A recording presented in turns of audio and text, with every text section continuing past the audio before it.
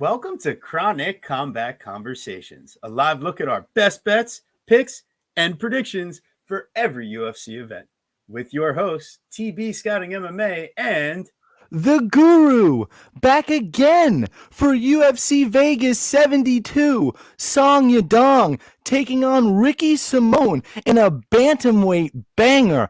I mean, these guys were expected to clash last week. They get the move up to this week for the main event. 5 rounds. Very exciting fight. Two guys that have just been absolutely on the rise. Young prospects. I mean, we got to hype this card up, this fight up. And honestly, TB, no guest this week. But you know what? Without you last week, I wanted you all to myself this week. I needed it. That's right. I was missing my guru. We had to make sure we did this the classic way because honestly, I feel like we're gonna get a little spicy today. I think we had a week off. Well, listen. We're gonna get it. Listen to these Irish crickets. You ready? We're getting spicy today, boys. Oh, baby. So if you got something, drink it. If you're smoking something, smoke it, because we're about to be breaking down UFC Vegas 72, Song Yadong, Ricky Simone. And also known as Fight Night 223 or UFC on ESPN Plus 81. Oh, baby. Call it what you want to. But listen, we've had a lot of last-minute changes, but this main event, man, woo. This should, like you said, a bantamweight banger. I think a banger. Hold the mash. We just want the banger. That's right. We're not back in London just yet, but we got the Kung Fu Kid versus Pretty Ricky. I mean, Simone, he's going to be 5 years older. He's given up 2 inches of height, but he's going to have a 2-inch reach advantage. So I think things will kind of even out here. I mean, Ricky Simone, beefy. So the dude is going to make up for the height with those gigantic back muscles he has. So the question is, how quick do we see Ricky Simone get to the wrestling? We got minus 120 Simone and plus 100 Song Yadong. The over 4.5 at plus 110, under 4.5 minus 140. Oh man, I mean, when this fight was 3 rounds, I was leaning Ricky Simone. And now that it switched to 5 rounds, I'm still going Ricky Simone. I don't think enough changes from the fact that he's going to bring a takedown heavy approach, that his striking defense might not be great, but he can lower the pace of his opponents at least enough on the feet to where he's landing, a little more than 1 strike per minute more than his opponents at distance. Song Yadong is going to be the better striker in this matchup. Don't get it twisted. So he has better accuracy, but Ricky Simone's defense is technically a little bit better. Now, I don't think that his technical skills defensively are better, but I think his wrestling threat makes it to where his opponents might be a little bit more tentative to fully get behind what they're throwing. And I think when you've seen Song Yadong face those takedown attempts, those opponents that are willing to look to wrestle him, it's only a 13.35 opponent control rate, whereas he even has 11.76 control himself, Song Yadong. But listen, man, I'm going Ricky Simone here. I think he does enough to wear out Song before he can get hurt. So what do you think is going to happen? I think this is a very interesting matchup where I think Ricky Simone needs to make sure he implements his game plan, right? If let's just use, I mean, it's always recency, right? Let's just use last week as an example. Sat here on this show till I was blue in the face talking about Sergey Pavlovich knocking him out. Let's not talk about what I bet on because of convolution and bullshit. But the point is when if you would have said to me that Blaydes wasn't going to use any wrestling at all, you'd never bet on him, of course. So same idea with Ricky here. I have to, you think they're going to. Obviously, Ricky absolutely shoots at a much higher clip and pace than Curtis Blaydes, but that's just the point overall. I think Ricky Simone, like you said, is somebody that has shown that he's improving ever still in the striking. Somebody that at 30 years old, is just basically in his prime right now. And you're seeing it with his 4-fight win streak, including his, impressive win last fight over Jack Shore. So, when you look back at who Song Yadong has faced, and you alluded to it, I think one of the big ones you have to look at is the Cody Stamann fight, where he's giving up, 400 seconds of control time there in a draw, right? That was a very close fight, right? That was there was a point deduction because of was it an eye poke or something? I think it was something, a groin shot. It was something fucked. Yeah, exactly. And that's what ends up making it, where Stamen probably, he's looking to have a little bit of a win coming his way, but it ends up being a draw. And then don't even mention I didn't even mention the Marlon Vera fight, which is a win for him that shouldn't have been, respectfully. Yeah, in my opinion. I mean, listen, we could talk about Cheeto all day and how, you see he throws a lot less volume, but he lands a lot more efficiently. And he gets the control, especially in round 3. I thought he did enough to win that fight. And when they said unanimous decision, but, sometimes the impact of the boxer, the guy that's throwing more into his punches, it's going to show up better. I just think that Ricky Simón, he showed against Jack Shore that he can be efficient with his boxing. He showed against Rafael Assunção that he can be safe against a counterpuncher and still inflict his offensive wrestling.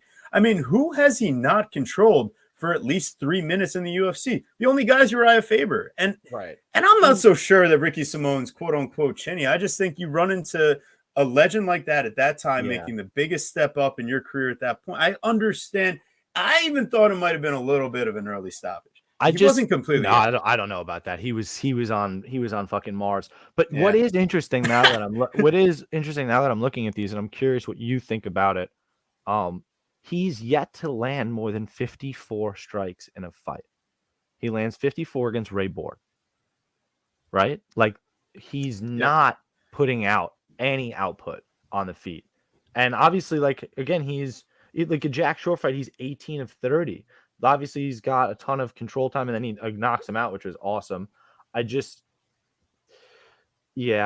mean, you have to keep in mind that those are only distance landed. That doesn't take into account anything done on the ground. So when you look, I mean, he's got over 300 seconds is 5 minutes of control. So he does that in 1, 2, 3, 4. He does that in 4 fights. Then he has 4 minutes of control and another 1, 2, 3. So it's every fight he racked up 3.5 minutes of control against Rob Font, who's notoriously hard to hold down and has great cardio. I think one of the other things that was interesting is just who he's, Song Yadong, who's getting taken down by, right? Giving up takedowns to 3 of 5 to Kyler Phillips, 1 of 5 to Casey Kenny. I can't believe Corey Sandhagen shot 14 takedowns. That's insane. Right. That's a crazy number. Is that true? 14. What was that? Which one? Corey Sandhagen attempted 14 takedowns. Yes, he did. Yeah, he did. Yeah. That's a lot. He was obviously doing it more to change the pace than exactly. That's all. Yes, exactly. Like that was his trick in that fight and he still ends up eating some shots on the feet, Corey Sandhagen, but ultimately, I mean, he's just a more volume, more tight, and that cut was so bad. I mean, I don't even think Song was doing so bad in that fight, but that cut just made it to where he was never really gonna have a chance there. So I mean, listen, man. I mean, I got Ricky here. I just don't. I would actually think my best bet on this fight. I just wouldn't want to see it go the way of the Rob Font fight. Please tell us more about your best bet, because I did want to tee that up. You got something spicy cooking. Yeah. So listen, we can argue as long as we want. I don't think that we need to even focus so much on the money line here. We found over 2.5 on Bet365 for -150. Went ahead and threw 2 units on it. That was good enough for me. I think that if this fight was a 3-rounder, this fight was clearly going to decision, and Ricky Simón's probably winning. I'm not sure if Song Yadong is going to knock him out later on, but I think Ricky Simón should not take the Curtis Blades approach, and I don't think he will. This is a guy that shoots 12 takedowns per 15 minutes. Please don't take the Curtis Blades approach, okay, Ricky? And then I feel a little bit better about the side, but over 2.5, Bet365 -150. There you go. Yeah, I really do like that a lot, and it might be one of those opportunities where, at least on Bet365 with such a good price, you might want to stack. Do you think the fight goes the distance? You think that I don't know that Ricky is going to get the finish late. I would honestly, like, whose cardio do you actually favor across 5? I'm very curious. I'm honestly very curious. I think that's one of the That's a great most question. interesting things about this fight. At least Song Yadong That's a has great been question. 5 rounds. He's prepared for it for Corey Sandhagen. He attempted 132 strikes, Right. distance strikes at least. So, you know, Okay, that I get is what you're the one. saying. That is the one interesting part. You know, Ricky Simón, somebody I think that maybe that kind of narrative has gone away in the past few fights, but Okay. he was somebody that we were concerned about his cardio, especially when you're volume wrestling. And if Song shows any sort of decent resistance, I don't will Ricky fade or give up. So I just think that this is a huge prove it spot for Ricky here. So Okay. I don't know. I was on Ricky minus 115. I've heard a lot of talk. You know, there's something sexy about Song Yadong at plus money, but I don't think I can get there. I think he's gonna give up too many opportunities with his boxing to be taken down. Okay. I can't endorse fully going the Yadong side. I'll be picking Ricky Simón as my official pick, but my best bet for this fight and probably for this card is over 2.5 at minus 150. That's the story. Anything else on this one, Guru? I think this is the only fight that we're going to need a heavy breakdown like this. No, I love it, and I'm glad that we got to a heavy breakdown because at least one fight deserves it, and it was probably this one. And yeah, I really like that over 2.5 to the point that I'm going to make sure I get on that. Love it. So our next fight, we've got Caio the Natural Borralho versus Michal Polish Power Junior Size Oleksiejczuk. Well, His listen. Nickname is Hussar. Yeah, no, that doesn't work for me. All right. So Caio Borralho is an interesting case of not really much happening besides some backpacking, some ground control. I mean, 58.8% control rate over 3 fights in the UFC here. The one thing that was kind of interesting to me was the Muradov fight. He actually gets controlled for nearly 5 minutes himself, but and even gives up 2 of 2 takedowns. But he just ends up really dictating his pace at the end of the day. And that fight just was a little bit closer than it had to be. I will say though, Muradov, probably a better athlete overall than Michal Oleksiejczuk, and definitely a bigger guy than Oleksiejczuk. So I think Borralho here, I think the biggest thing for him is don't take the Curtis Blades approach. I know you got the karate style. You got your side kicks. You'll play it safe from distance. Your opponents only land 0.7 per minute from distance, but just go ahead, take the back. You know, the only way that Oleksiejczuk's really been finished, besides, I guess he got knocked out on the regional scene, but his 2 losses by finish in the UFC were by submission. I'm predicting Borralho to take the back and find the sub, but would I be too shocked if he played around and Michal landed a little something? I think the under could have some spice to it. The fight doesn't go the distance, but ultimately, Borralho, I'm going to go ahead, play that submission prop, and I think that we can even still get plus money on it. Plus 165. I'm not going to take him inside the distance. I really don't think he has the finishing equity against Oleksiejczuk by knockout. Right. But, I mean, the back takes that he's gotten on some other guys, I think that he's in a terrible position versus Cody Brundage. Brundage is on top and mount, and just he gets reversed and then can't get up from somebody else we're going to talk about very soon. We'll get to Cody Brundage. Cody Brundage. But he switches the position over on Cody Brundage and just absolutely tees off on him. So, the Merab fight pace is unbelievable. That fight's just fucking incredible. Especially the ending. Especially the ending. Michal Oleksiejczuk, somebody I've been very unimpressed with throughout his UFC tenure. Somebody I have not enjoyed scouting or necessarily even watching. Knocking out Sam Alvey was the easy money. I believe I picked Cody Brundage. I thought he'd be more successful in the wrestling. Dustin Jacoby, I picked against him. That's a good win. And past that, I mean, I think I picked him over Shamil because that guy's awful. And then brings me back to the Modestas Bukauskas fight where He did not win that fight. I'm still salty about that, and Nope. it's probably the reason why Modestas gets released after his tough Khalil Roundtree injury. He 'cause definitely did not win that fight. Yeah, so he didn't win that fight, and that's fucked up. And yeah, he's just not a very good fighter. Like you said though, Caio Borralho, somebody, you know, has been talented and impressive throughout his UFC tenure so far, is showing some great wrestling. Some good old school wrestling. 75% takedown efficiency, 58% control time. Searching for submission attempts as well. Has won all 3 of his fights by decision. Yet again, like you're kind of hunting for, that submission prop is his best prop. Maybe Caio Borralho by decision plus 250. Like that might be interesting enough to me, which then kind of makes you go even a step further and be like, well, do you like the overs in this fight? I know they have the over set at 2.5, but you can get over 1.5 at minus 155. Is that the most sexy? Not necessarily, especially if he is getting the sub. You're probably thinking he's going to get it early, less slippery to do that. Honestly, not a fight I really love or want a major investment in. I think Caio Borralho should win, but so does Vegas. So you can't play him there. I don't even necessarily think he's a parlay piece due to just Oleksiejczuk's general slitheriness.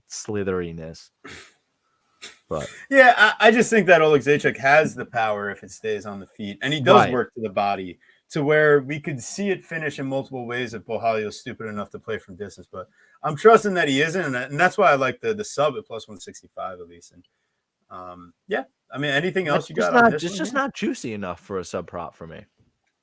Especially that he hasn't gotten one in the UFC yet. Right. Like, why are you so hip to it? Like, that's actually kind of fucked up. Yeah, I think it's just because the way that Oleksiejczuk's been finished. But he hasn't lost like Jimmy Crute, man. Since that's 3 years ago. No, but right. Like, what are the like? Are they really that sharp, or like, are they just predicting a finish and that's the way that he finishes people? Right. And maybe they're wrong in predicting violence here. So it's going to be a crappy card. Like, what makes us think that this is actually going to be an exciting fight with a finish? Great question. So great, I'm not. Yeah, this is definitely not in best bet territory. But if no, I had to give you I'm official pick, prediction how it happens, and a somewhat solid plus money number to make it, if you got to be degenerate enough to do it, go ahead. But I think I think I'd almost rather play fight to go the distance plus 150 or something like that. That's not the worst idea. If you want to, you don't hate it out there. I don't hate it, but I don't know if I'll play it. Yeah, I agree. I don't even know if I'll play it. All right, so we got our next one here, and I want to say, we got Rodolfo, the black belt. What is it? The black belt Hunter. Yeah, black belt Hunter Vieira versus Cody Brundage. Does he have an official nickname, Guru? Waiting for yours. Cody the Bad Boy Brundage. Really? Yeah, I don't know. I think it works. So, I want to at least be a little bit respectful. I think he's got a dogged takedown approach. I think he does have a pretty good gas tank when he's able to dictate his pace, and he's got solid ability to strike a distance and make guys not throw a lot of volume at him because he's coming with a lot of pace and pressure. I think the one thing that he does best doesn't help him in this matchup. Besides his gas tank, I think that that's what could help him. But just watching him off his back is a very, very precarious thing. It was very scary how Oleksiejczuk is just able to absolutely obliterate him from it was like a full guard also. It was a closed guard. Like Brundage should have had wrist control, should have been controlling, but Oleksiejczuk is just smashing him from a position that he shouldn't be, quite frankly. And Vieira, I don't think he's going to land ground and pound like that. But if you're getting put on your back by a gigantic, high-level black belt who's, I get the Chris Curtis fight didn't look great, but I think Chris Curtis is a much better athlete. I think he's been in the game a lot longer, and at least his takedown defense is one of those things that he's pretty damn good at. He ends up on top, and Vieira's trying to reverse position, and he's scooping, getting half guard reversal, but I think all those things work against Cody Brundage. We saw it work for Oleksiejczuk. It's going to work for Vieira. And I got Vieira submission is -115. I probably would be looking for like Vieira round 1 submission. If like I was going to do anything, but at the end of the day, why the fuck would you bet Vieira at juice -230 at a juiced like prop? Like, what the fuck are we doing out here? So I can't advise you to play this fight, but my pick is Vieira by sub, and Vieira by sub in round 1. And if you put all that together, Guru, go ahead and give your breakdown while I find out the line for that little parlay there. Round 1 sub that you like. Yeah. Listen, I think it's kind of interesting because not only does somebody like Michal Oleksiejczuk reverse that position and start ground and pounding him, but you see somebody like Nick Maximov control him in the grappling, control him in the wrestling, have, what does that stat say? 561 seconds, nearly 6 minutes of control time. No, right? I don't even know how to do math. Maximov can't finish a sandwich, bro. No, nearly 10 minutes is control time. But the point is, it doesn't matter if he can't finish a sandwich or not. Rodolfo Vieira is somebody that has taken the over 1.5 in basically in 3 out of his 4 UFC fights. 3 out of his last 4 UFC fights. 4 of his last 5. The only one that he finished under 1.5 was Sergey Savarov. That's it. He goes decision with Chris Curtis, finishes Stoltzfus in round 3. I guess the fluffy fight happens a little earlier in round 2. But Oscar, he finishes late round 2. So I kind of think Cody may do enough just to survive 7 minutes here. But I really do think Rodolfo does win, though. I think he's almost parlay pieceable. Because if, like I said, if you're getting controlled in the grappling, if you're giving up takedowns to Nick Maximov, you're going to give them up to Rodolfo Vieira. As long as 2 things, though, and I need to know these 2 things. 1, Rodolfo Vieira makes weight. And number 2, if Vieira, he pulled out of this fight in November due to an undisclosed reason. So, what's up, bro? You good? Because I know he had pulled out of the Wellington Turman fight due to brain scans and his near retirement. So, what's his health like? What's going on? All those things at a -230 price tag. So it's a little steep for me. I still think he probably gets it done. Maybe even a light level, parlay. But definitely I need those 2 questions answered. So yeah, I think that if there is anything you could do, and listen, Cody Brundage, if he survives an early storm, I mean, this dude is live as fuck as it gets as the fight goes on.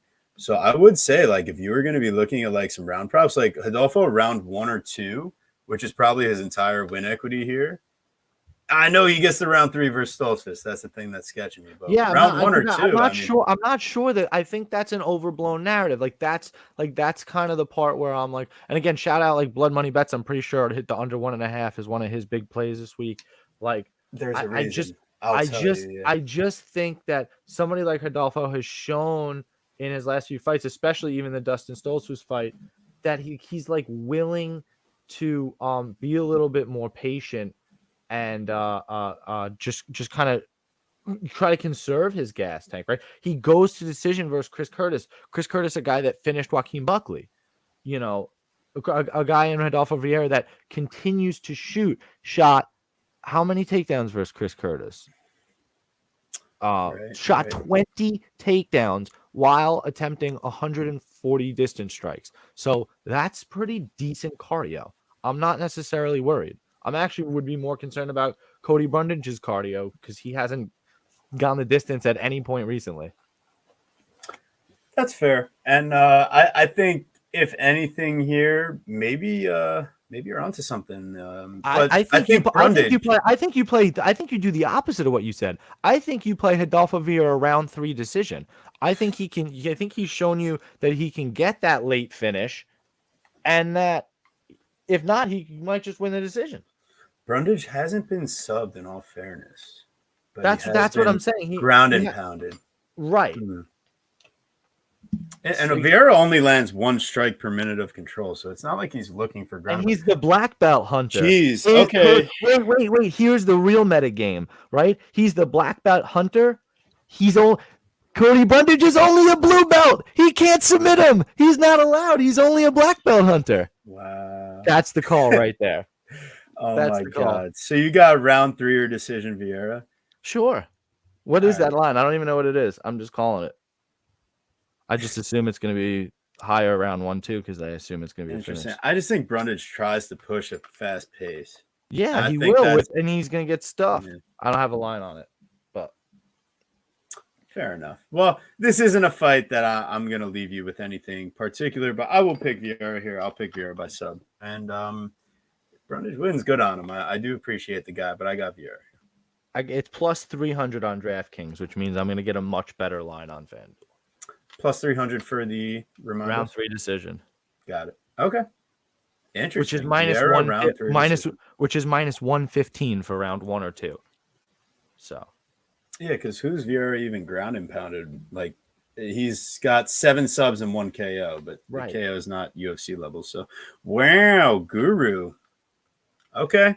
All right. I like that. I actually am interested in that. I especially think, again, with such a heavy favorite in Rodolfo Vieira, if that's the way he's going to do it with top control and controlling him, right? Like, he hasn't gotten a sub early unless it's been not UFC level competition. You need to place that bet now and don't back down. Don't back down. All right. Next up, we got Julian Juicy J Erosa versus Fernando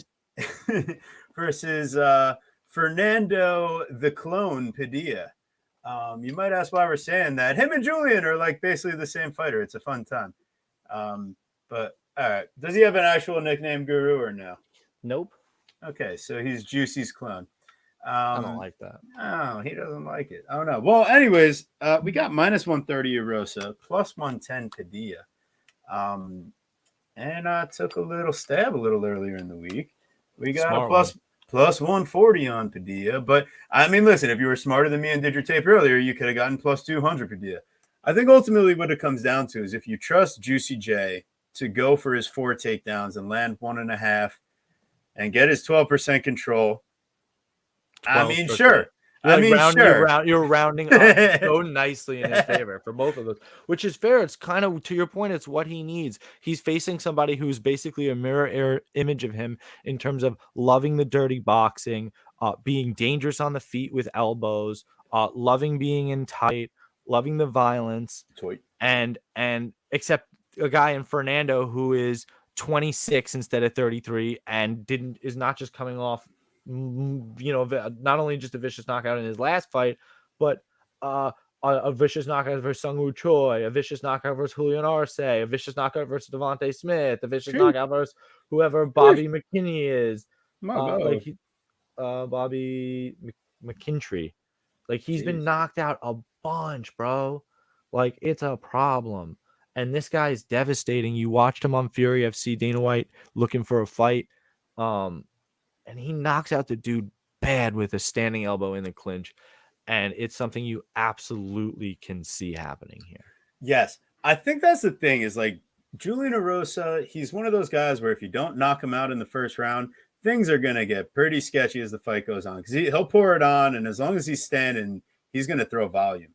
I think the thing about Padilla, though, is that the areas where Juicy J is generally able to overwhelm his opponents with size and physicality, I think Padilla does it really well in the clinch. I think his dirty boxing is a bit more dangerous than Erosa's. And the fact that Padilla hasn't been finished, and I've seen him, comfortably, slow down his game, like take a slower approach to things before getting that elbow knockout. Not just, he's on the front foot. He's going forward, but a lot more patience you see building in his game as time goes on, as you watch his tape. But when you watch his tape, you also see a guy that's willing to bang and have some fun. The LFA fight, he's landing leg kicks. The fight ends up going. But listen, he's willing to do what it takes to get the win as long as he doesn't end up on his back for the majority of this matchup. And I can't predict Julian Erosa to do that consistently, so I'm not going to. I like Padilla here, and I like him at plus 140. If you could still get plus money at plus 110 here, as long as the line doesn't flip to even money, I think that there's value. Yeah, dude, that's a little crazy, especially when you could have had plus 200 like just a few days ago. Really tough to try to recommend that. The best line I saw was plus 120 on BetMGM. At least I might still get a little piece of that. I don't love it as much at plus 110 now.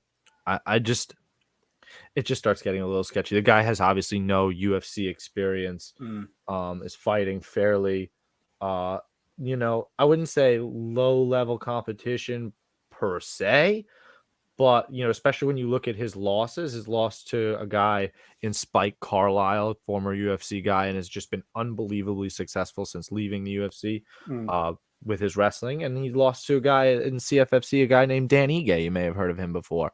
So, and all four of his losses by decision, like you alluded to, you said Fernando has not been finished before. That's the only reason why I'm not hammering this line, but I really kind of am feeling maybe the under 1.5, right? They have this line set at over under 2.5. What about under 1.5 at plus 120? Like maybe just some violence either fucking way. Fernando Padilla round 1 knockout at plus 600. I mean, if Julian Erosa loses, it's by round 1 knockout to Caceres, round 1 knockout to Choi, round 1 knockout to Devontae Smith. Yeah. Fuck it, man. Give me Padilla round 1 knockout plus 600. Sexy and come check us out on Lou Betch's prop show. We're about to go do that after this.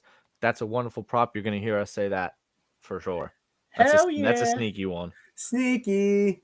So sneaky, sir. Very sneaky, sir. Yeah. So anyways, I think we did our boy Fernando enough justice, right? Did we do our boy Julian enough justice? You've been a Julian fan. I was on Nate Landwehr. You were on Julian. I just want to make sure that we got the right thing here. Well, I think if anything, Julian has shown that he's able to weather a storm, put on pace. I mean, if there is wait a minute, has he shown he could weather a storm? Has he shown that he's got a glass chin, getting knocked out 5 times in round 1? Shown both. He has shown both. The dichotomy, because the duality of man. If you don't have the power to knock him out in round 1, then things will get sketchy. I think Padilla, 1, has the power to knock him out in round 1, and 2, the ability to put enough of a hurting on him and be able to maintain his own pace over 3 rounds. Where it gets sketchy is the wrestling. So I think if anything, if you get an Erosa like round 3 decision, if you're on the Erosa side and you need me to recommend a little prop for you, or the Erosa round 3 sub at plus 1600, the classic Erosa, grind him down type of deal. But I don't know. I like Padilla here. I think he's someone that actually is even bigger than Erosa at 145, which just isn't typical. Yeah, and younger. Yep. I do like that. And but what do you think about my sexy little underplay? Do you like that? I thought it was interesting, and that's why I added on the Padilla round 1. But I like the. I just don't think that Padilla loses by finish, and I think if anything, actually, like an Erosa decision or fight goes the distance could end up being sneaky, because Padilla I don't think is going to be easy to finish. Right, and he is. And they both undefeated, can be patient, or not undefeated, unfinished prospect. With as much, it's interesting because with as much, it is the duality, man. Like with as much chaos as they like to create, they also can be patient. It's very interesting. So I'm curious to see it. Oh God, we got this fucking oopsies. This is what happens when you do shit last minute. It's Waldo Cortes-Acosta at plus 160, Marcos Rogerio de Lima at minus 190. Keep in mind, I asked Guru to update the lines for us at about 6:30 because I knew I'd be a little late. I did it last second. Not ask me to update the lines. Yeah, sure, I did. You did not. I texted you and you put a thumbs up on it. I said, please update the lines. You did not ask me to update the lines. You said you were updating. Check our text messages. No, check our text messages from around 6 o'clock, 6:30 when I asked you to do it. You said, I'm fixing the lines. No, that was at 7:30 when I was fixing the lines because I saw you didn't do it. 6:30. That was far back. Just saying. Anyways, so Rogerio de Lima at 37 years old is 6 years older. He's 3 You didn't inches text me shorter. at 6:30. Whatever. Look for the message You where didn't I text me. asked you. Didn't. It's not. Doesn't exist. My God, I'll find it in a minute. Anyways, over 1.5 at minus 145, under 1.5 at plus 115.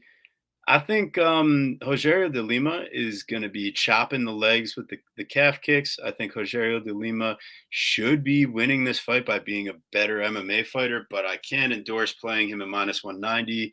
If you really like de Lima, I think that he could get this done inside the distance because although Acosta has never been finished in MMA, he totally has been finished by knockout in boxing 4 times, 6-4 as a pro boxer, and just not great results by any stretch.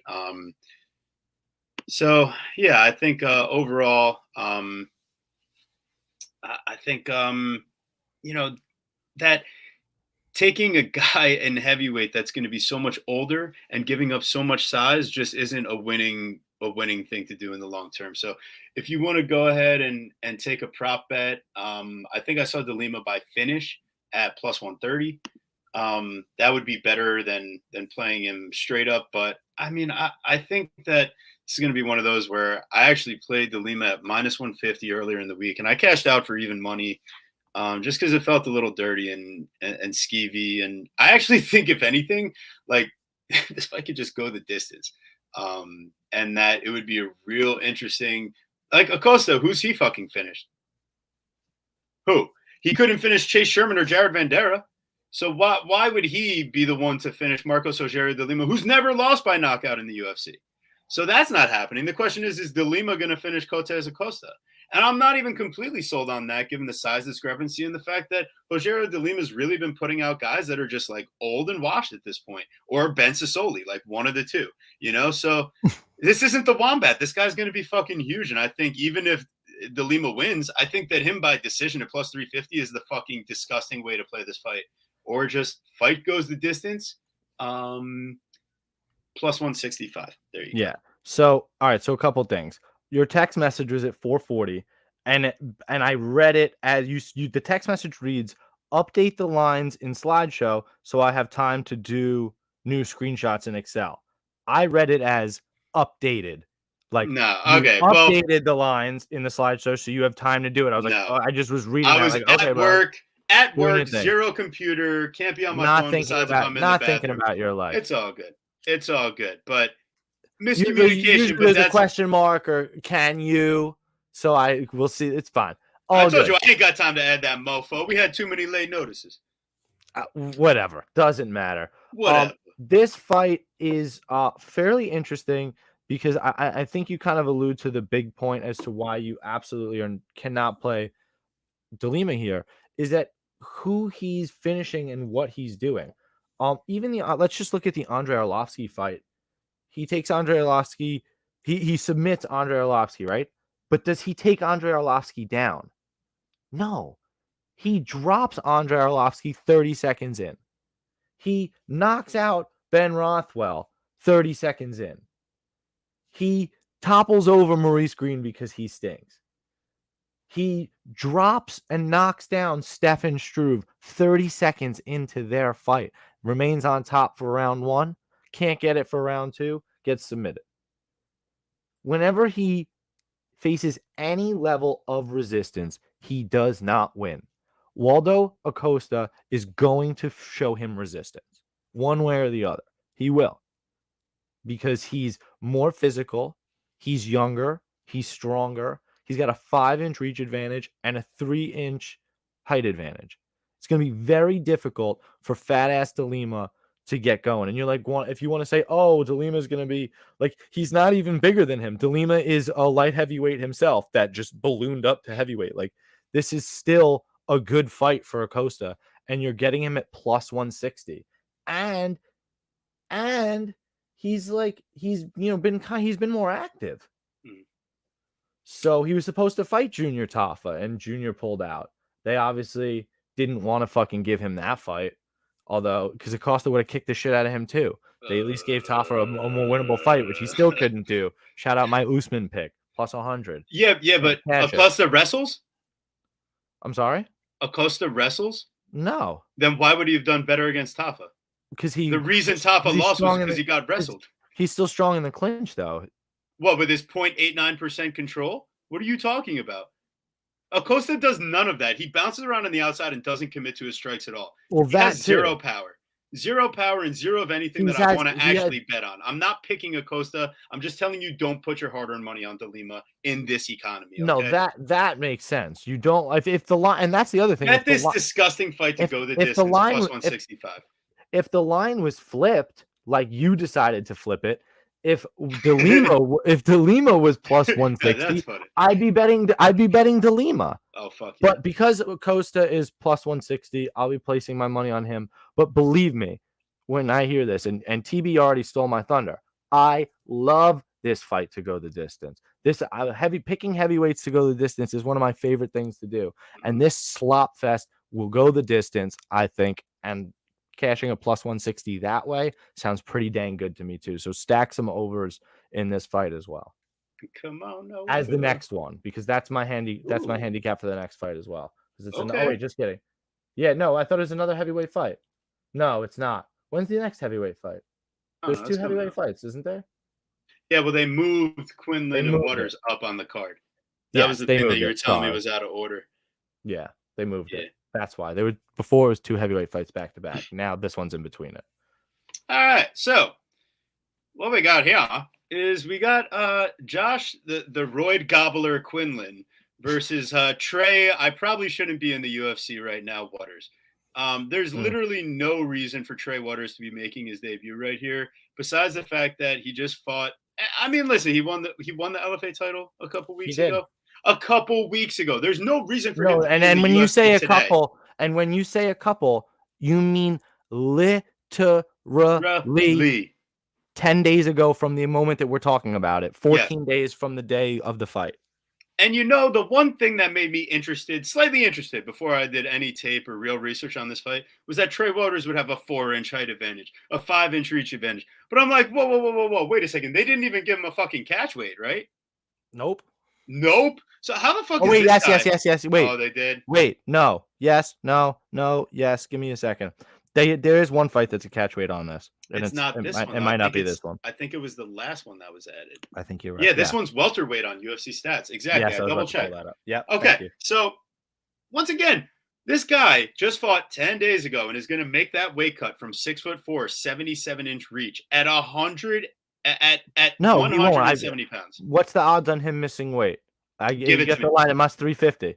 You have to take it. So it's Josh Quinlan by round 1 roid rage, or you don't bet this fight. You can't do anything else here. Quinlan opened up almost even money, and I think the betting market finally realized, oh wait, when did this guy fight last? Oh wait, how big is this guy? Oh wait, he got finished in round 1 by Bonfim. This guy got finished not because he was guillotined. He got finished because he didn't let go of the fucking guillotine and got Von Flute. It just doesn't show for great decision making, and I don't think he has great striking defense. He keeps his hands so fucking low, and the size just isn't going to do you much when you don't actually know how to use it. I really would like. I like Quinlan at minus 180 though too. I mean, if you really can get him sub minus 200, I think it's a steal. Trey Waters not only took damage 2 weeks ago, had his eye all swollen up. He wasn't winning the fight. He's losing the fight, and catches the dude with a counter, and the dude literally goes stiff as a board because it's the shots you don't see. It's not an option here versus Quinlan, who hasn't shown any sort of chin issues like that. Fighting a guy in Jalen Fuller at 7-2. Quinlan is somebody that has basically walked a very similar path that Trey Waters has. You can't say Quinlan is fraud alert if they both fought LFA. Like, what do you like? They're walking the same path.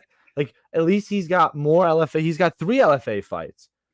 Let me put it this way. They were willing to move Josh Quinlan's fight because of picograms. They were willing to let him keep going, even though his win on the contender series gets changed to a no contest, right? They like his upside. I think that they maybe see a little something. So that's interesting. Yeah, but again, without his vitamin cabinet, you got to see how he looks at weigh-ins. But yeah, I Quinlan should absolutely win here. 100%. And I think a round one nuke prop would be interesting, but you'd have to imagine they fucking juice that to the Well, tits. hey, they haven't posted it yet, and the money line's only minus 180. Anthony, thanks for joining, man. We love you guys in the chat. Feel bad for Waters. They're giving him a fake second chance, but really feeding him to the actual Contender Series winner. 100% agreed. Like he's not the A side for a reason. And then Moyes, what's up, man? Get that carousel rolling. Who's the biggest favorite to be just absolutely dog walk this week? That's the real question. Who's joining the Moyes carousel? We appreciate everyone in the chat. Make sure you guys throw a little like on the video, subscribe to the channel, share it with your friends. We appreciate you guys, and honestly, we wouldn't be doing it without you. Honestly, you guys make it worthwhile, and just let us know in the chat what's your best bet, what's going on. We'll make sure to bring it up and talk it out. Yeah, you do almost feel bad for Waters, but at the end of the day, man, he's getting that UFC contract. It's his dream, and I don't know if he would have gotten the call. Let's be real. Everyone's saying Quinlan, yet it is just minus 180. Right. Yeah, I mean the fight opened almost even to money. Right, that's size. Right, and that's the thing though. It's like, why are they doing that? I'm not exactly sure. I think it's really just basically the size. It's probably just the size that throws them off. No touching. Yeah, listen, I get it. Got to know how these people look. To me, it's something like today is just so eye-opening because you watch a line like Brian Boom Kelleher go from minus 200 to minus 130, and I'm doing the tape, and I'm like, man, I don't get it. I just don't see it. Like, yeah, maybe it's a little steep, but there's nothing that should be driving the line like that. And then he pulls out of the fight today, and they already have one lined up as they're announcing that he's pulled out. What does that tell you? That the word got out that whether it's an injury or something is up, that something was up. He said that he got pulled and it wasn't his decision, and it's not good news. He hasn't come out with what it is yet. But, like, dog, people know. And when you see that kind of crazy line movement, it has to give you some sort of pause. And there's another fight on this card that has that kind of crazy line movement. We're going to talk about it soon. All right. So this is the fight that the whole world's been waiting for. We got Martin Buday versus Jake Collier. Oh, baby, you talk about greasy, you talk about ugly, because it's about to happen. There's no confident pick. Jake Collier should win on volume. Martin Buday could literally just sit on him against the fence and make Jake Collier quit. Fuck it. Like there's no way. I gotta predict Buday though. I gotta. That's where I was going. I was like, oh, Jake Collier should just win on volume. He should just kind of dance around and no problem. Blah, blah. And then I'm like, wait a minute. And a follower had pointed it out on Twitter. Shout out that person. It's like, dude, Buday is gonna be fucking huge. He's somebody. Yeah, Jake Collier is a fat ass and he's 265. Buday is somebody that cuts to 265. Buday, I don't know how it shows this on Tapology. I've never seen it before. It shows his fight night weight. His fight night weight was 290 pounds versus Lucas Bresky. He gained another 24 pounds in water weight or whatever the fuck. The dude is fucking huge. And if Chris Barnett is laying on top of you and you're done, again, I think he gassed out going for the finish. But either way, you can't feel good about Collier at all. I actually think I like the same idea. Give me a slop fest. Give me some stackage. Over. Let's give me the over. Give me the fight goes the distance at minus 105, which is you're gonna give me plus money on FanDuel once they open that up. So give me some plus money and let's cash another one. Please. And I think it's as simple as that. We're good, right? Yeah. We're good. Fuck that. Next one. This podcast will literally be like an hour. Perfect. Keep it rolling. We got actually, this one is another fight that I'm actually legitimately excited about. These guys actually hate each other. They've been talking shit on Twitter since Charles Johnson debuted. They've been trying to fight each other, and we finally get the matchup.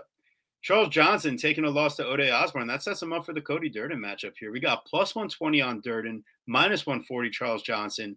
Hope you didn't jump in on Charles Johnson early because that line was like minus 2 something, and now it's crashed all the way down. Durden, Guru was yelling at me last week about a plus 170, plus 170. And I get it. I see it on paper. I do. 10 takedowns per 15, 4 takedowns landed per 15, 48.51% control for Cody Durden. I think he has all the skills on paper and in practice to control Charles Johnson for enough time to win this fight. I think the one thing that makes me real nervous here is the physical discrepancy, and I need to see the face-off. 2, if Charles Johnson isn't traveling halfway across the world from Thailand on 1 week notice, I got to imagine his cardio is better than the Ode Osborne fight. And one thing that I've seen over and over from Cody Durden is that he will get tired, but he has shown that he's willing to fight through it. So I got to say, Cody's a fucking dog. But overall here, I think that we end up seeing a little bit of violence either way. And I think, that Cody Durden's going to be willing to strike a bit from distance here, willing to throw heavy and try to land the big shot like he does against Carlos Mota before he ends up with the control. It wasn't a takedown to start the fight, by the way. He knocks down Carlos Mota and ends up in top control for the rest of round 1. So I think ultimately where I just don't think this fight goes the same way is that we've seen Charles Johnson pop up time and time again. We've seen Charles Johnson stuff initial takedown attempts and scramble time and time again.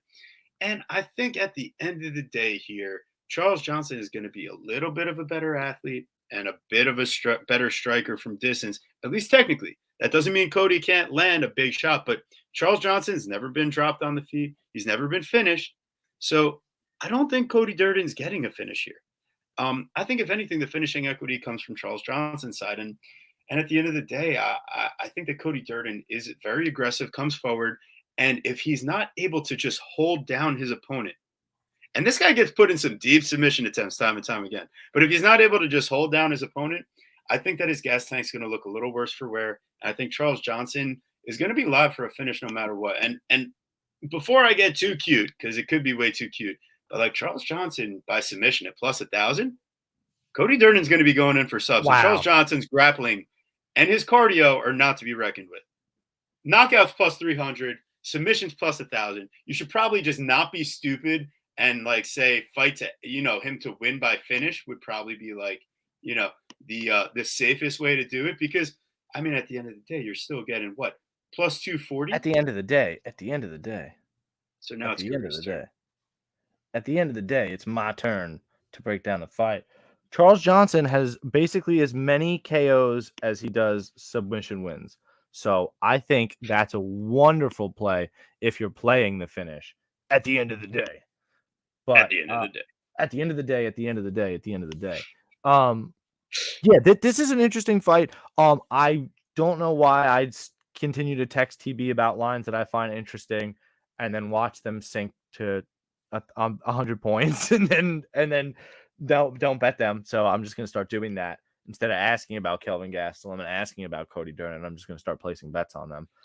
Because I was like, hey man, what about Cody Durden plus 170? Oh, but I like Charles Johnson and he's good and I like his hair and I wish I could have his hair like him too. And then minus 200 turns to minus 140. And I was like, oh my God, it's the price I always wanted. The line is back where I want. Yeah, but like, why has the line moved this much? Is it just because he's everybody's sexy dog darling of the week? Or is it because it's going to be way fucking closer on the feet than like the fight's just going to be way fucking closer than everybody thinks it's going to be. They're going to pop shot each other with the boxing and Cody's going to mix in. It's going to be the one mixing in the wrestling. Great. That's a Cody Durden win or some sort of dirty split decision craziness. So they already have the fight juiced to the tits minus 190. It's going the distance. So why not play plus 450 for the fight to be a split decision? Flyweights, I'm not exactly sure how often they finish each other. Charles Johnson, even again, with probably the one with more finishing equity, still only finishes 52% of his fights. So fight goes the distance as well. Split decision plus 450. I lean Cody Durden because, that's the problem, right? It's like the judge, it's whatever the judges are fucking smoking, literally, because Cody Durden is the epitome of top control with no damage. So if the judges are scoring damage and they don't give a fuck about control that night, then Cody has no chance because Charles is going to land the more impactful strikes. So Cody's got 1 strike per minute of control. Pretty terrible. He's only got 1 submission attempt for his 49%. Right, he just wants to be on top. So that doesn't work against Charles. You have Charles to actively be doing stuff to continually take him down, and he doesn't have Muhammad Makayev's cardio. Really, man, it's Charles Johnson inside the distance of plus 240. I don't think Charles finishes him at all. You Fair really enough. think you think he's just gonna piece him up like that? You just think he's vicious? Like, dude knocked out Jimmy Flick, big fucking whoop. Yeah, well, we're talking about a guy in Cody Durden that couldn't get out of the submission by Jimmy Flick and couldn't just beat up Jimmy Dude, Flick. come on. Oh, dude, come on. But then you see him get put in the same dumb positions by Mota and Dude, barely you're get the out same of it. one that fucking texted me about the Jimmy Flick fight. Oh, he was winning until he got caught. Like, shut the fuck up, bro. He literally gets fucking caught. It shit happens. Like, who has the dude smashed? Like, fucking Charles Johnson doesn't have other than, like, who is he finishing? He finished Carlos Mota round 5. Like, it's just not. There's just not a lot there. I would like to see it though. Believe me, I would like to see it. 5 knockouts, 4 submissions, 4 decisions. It's been of a his while. 2 wins in the UFC. He One goes of to them is by decision with knockout. Brandon Royval. How about that? How you like them apples? Somebody else. You imagine that fight happening now? That's crazy. Brandon Royval's really fucking good. Right. So he has a decision loss to Brandon Royval. Another reason why Charles Johnson is very good. Listen, I tweeted out, I said, if you want to watch TB and Guru argue about UFC Vegas 72, you came to the right place. And honestly, I think it's a great time. This is what happens in the text messages all the time. We don't hold back, baby. This is what being good friends is all about, right? I guess. The fucked up part is I don't even know if I disagree. Charles is probably going to pop up and punish him. I just think it probably goes the distance.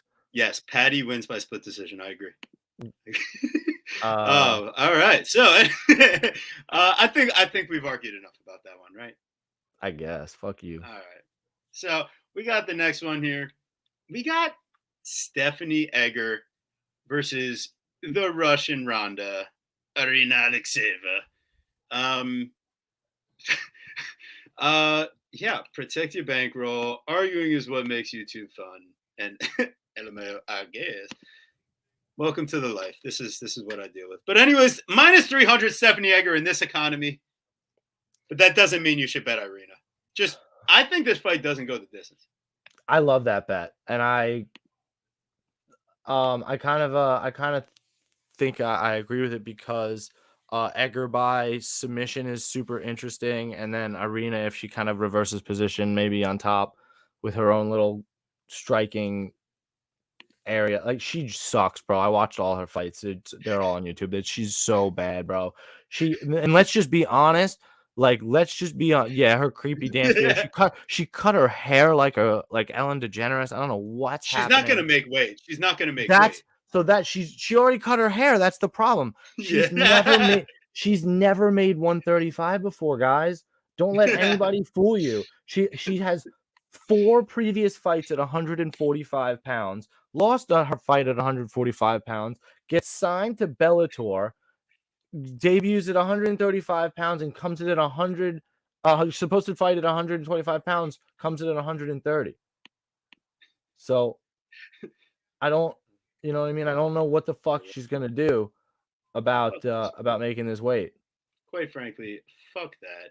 Irina's gonna lose, but you just on a principle, can you bet Stephanie Egger at minus 300 in this economy? No, you do by knockout or submission at plus 140.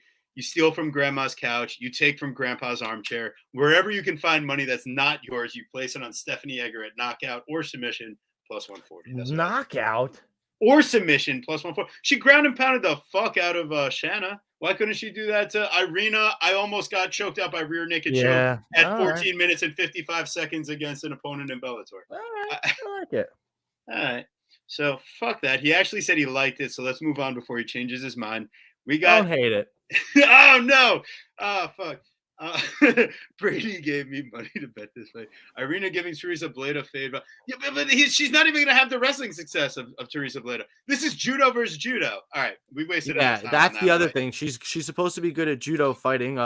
Fucking Canadian Olympic silver medalist Swiss in judo fucking black belt. So she's fucking fucked. Swiss, you racist.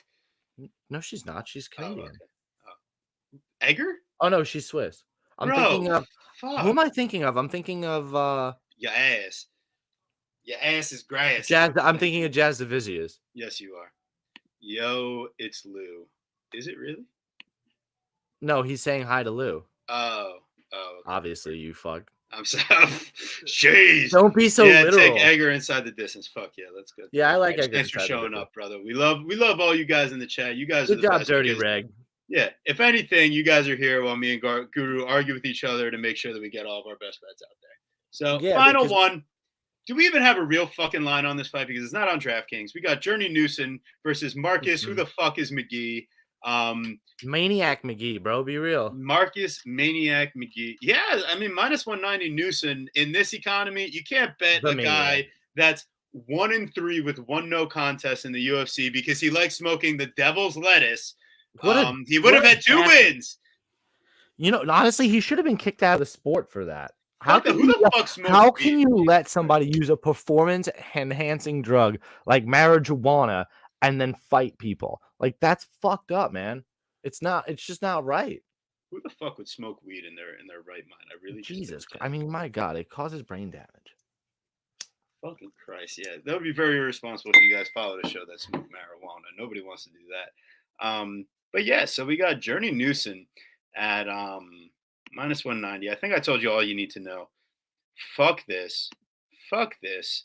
Why would you bet this fight unless you're taking it as a dog shot? You already missed you like 70 cents of line movement. But he's coming out of MMA Lab, which is kind of interesting. So how could you have missed 70 cents of line movement when the fight hasn't opened? Yeah, apparently.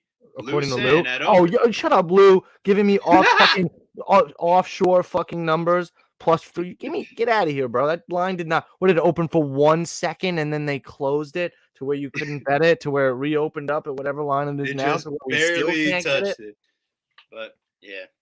Happy 426, baby. Yeah, I was away during 420, so I had to celebrate now.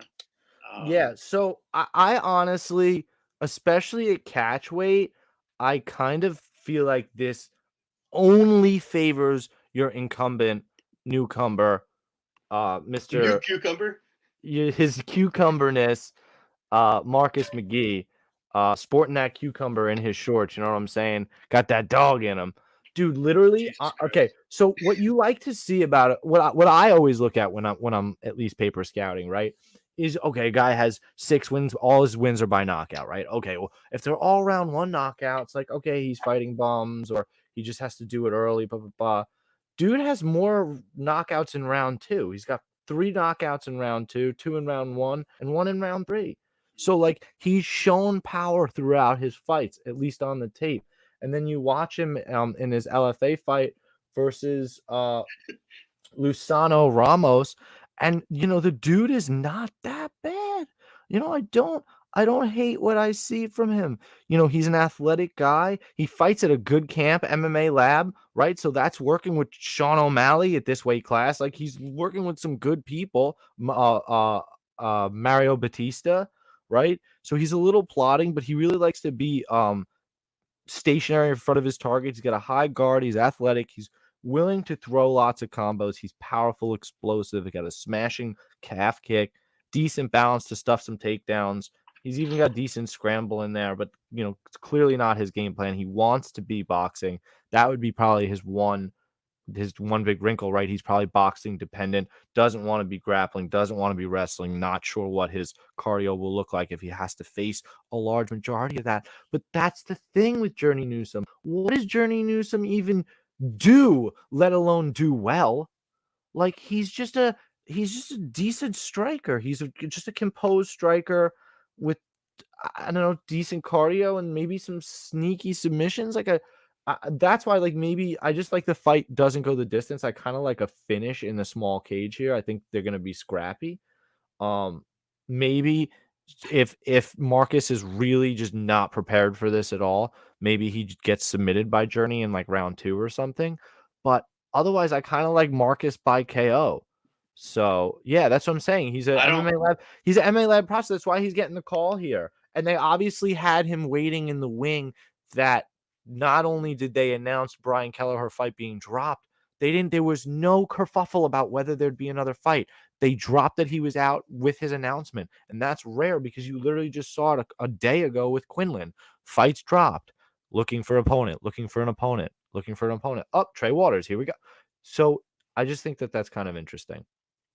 And I kind of like, if you could got plus 200 on McGhee, I kind of like a stab at that. But plus 165, like I said, I want to see a fight doesn't go the distance type prop. Otherwise, stay the fuck away. Who cares? This fight literally just got announced few hours ago. So yeah, I mean, I think I might. I'm picking the dog. Fuck it. Yeah, dude. I don't see like the dog is got nothing to fucking lose, and Journey Newsom doesn't have any sort of skill set. I really think that's gonna make Marcus, him pay for it. size advantage, and he's getting the catch weight. Yeah, Journey's been preparing for a weight cut. And this is, and I can't stress it enough. This is no help to Journey Newsom. A lot of times, the short notice fight may even help the fighter. I'm not sure the Quinlan short notice replacement. Trey Waters might be better for him with the way Trey Waters keeps his hands down.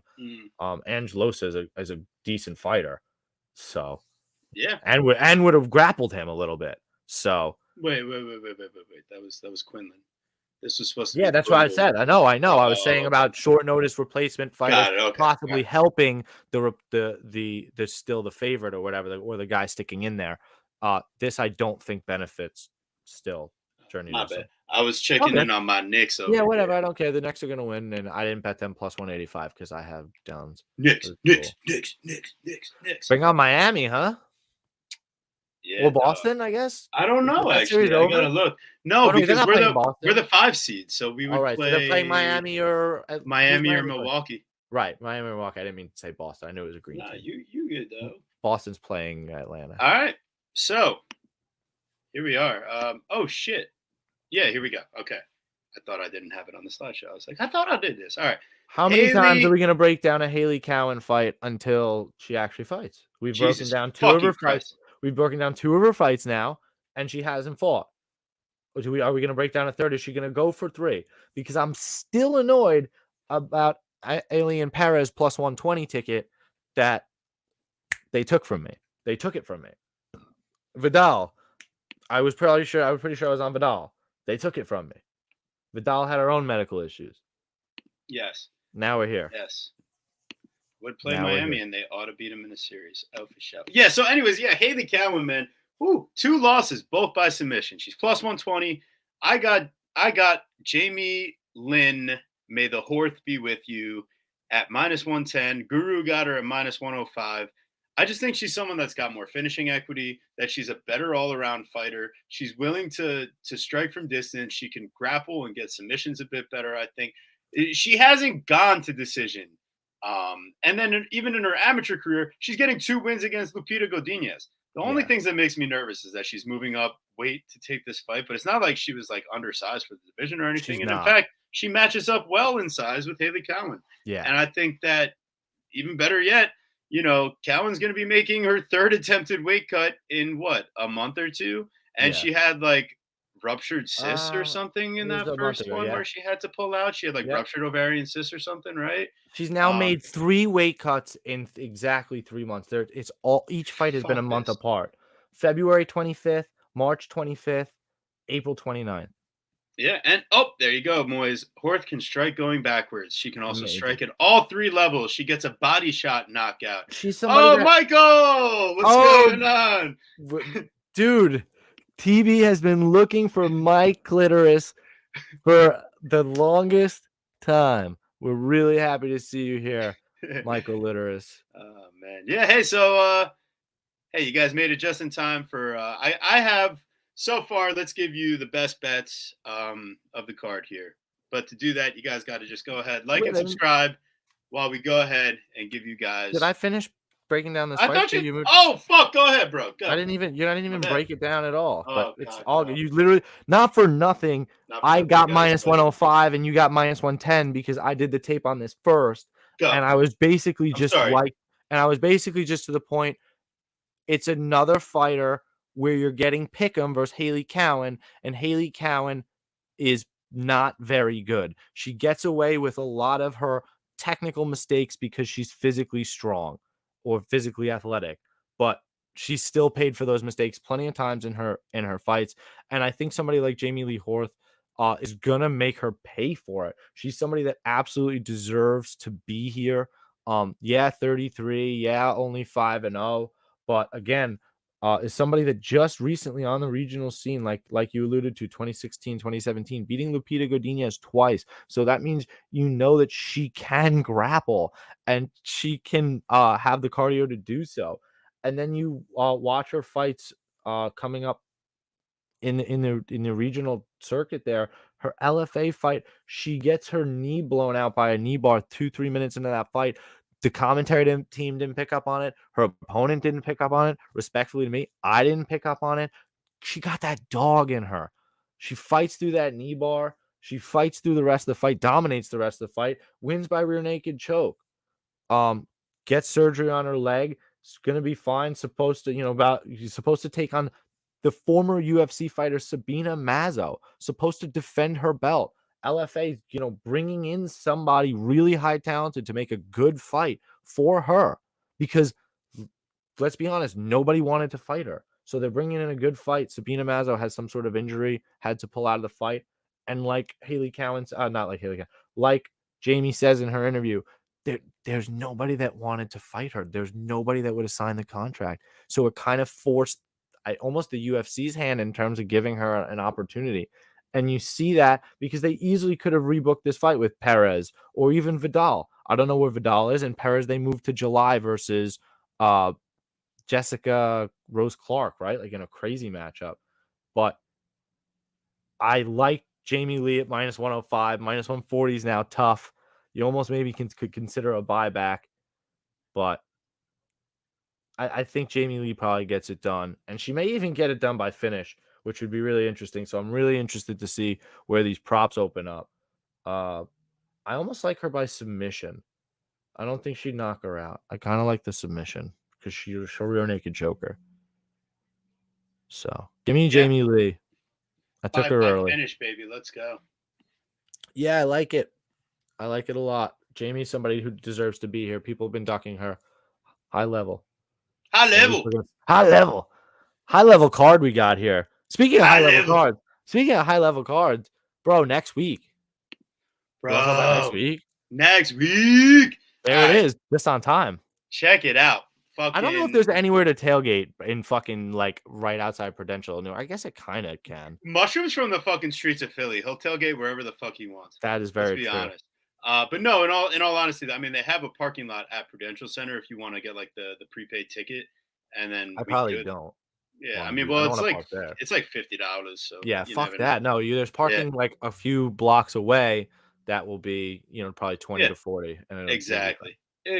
So, anyways, I'll check my app. UFC 288. The boys gonna be in attendance. Of course. Who better to bring on the show next week? But best fight picks, Dan Levy, to help us out. Make sure that we got some solid bets because we'll be in attendance, and God forbid we're losing money while we paid for those tickets. So we're going to be having a great time. We'll give you some live updates. I've already got 2 dog picks locked in for UFC 288.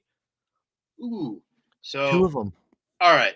Quick recap. Love you guys in the chat. Make sure you tell us who your best bet is for today. But right now, me and Guru, we're going to tell you what our best bets were in case you missed the rest of the show. For our homies, Mushroom, Michael, Literis. Recap it for both of us, buddy. Yeah. All right. So the plays that me and Guru decided to agree on, I'm not going to tell you what our separate plays were, but the best plays that we agreed on were the main event. We have an over 2.5 for Yadong and Simone, and that was at minus 150. We had it at bet 365. Because it's minus 190 on fucking DraftKings. There you go. And then we had an agreement on Cortes-Acosta. Rogerio de Lima could be a greasy fight, goes the distance there, plus 160. We have a dog play on Fernando Padilla at plus 140. He's now currently plus 110. We like, finally, Stephanie Egger and inside the distance. And we got Jamey-Lyn Horth at minus 105 and minus 110, respectively. So hope you guys enjoyed the show. Killing it in the live stream with you guys. We wouldn't be doing it without you. Thank you so much for joining us. Please leave a like. Please subscribe. And Guru, you do it best. How about you take us away, my friend? Guys, I don't know what's happening with the chat right now. We have the most viewers we've had all show right now. So thanks so much for tuning in. Can't thank you guys enough. Please share it around, retweet it, send it to your grandmas, man. Let them know at least where you're stealing their money for. They'll appreciate it. Follow my unbelievable co-host. We're happy he's back. We don't imagine that he's going to be missing any more shows. He's not allowed to do anything fun, so got to make sure that he's here every Wednesday for y'all. TB Scouting MMA, Twitter Verdict, Instagram, and Tapology. the Guru Scouting MMA, Twitter, Verdict, Instagram, and Tapology. You calling your shot, Mushroom? Quinlan by Murder? That's the one. I like it. Make sure you check out his show tomorrow, 10 p.m. because yeah, he's gonna be fucking killing it. And Lou's show with us tonight. Tell him about that. Yeah, listen, we're going live with Lou Betcha. I mean, I guess it's 9:21, probably like 9:30. Nah, it's gonna be recorded and posted, I think, right? Oh, damn, we don't go live? What the know. fuck do I know? So, I don't know shit. But we're might be doing a show changing. with Lou, so check it out. Lou Betcha, Okay. MMA MMA Engine. Engine. All right. Deuces, be good.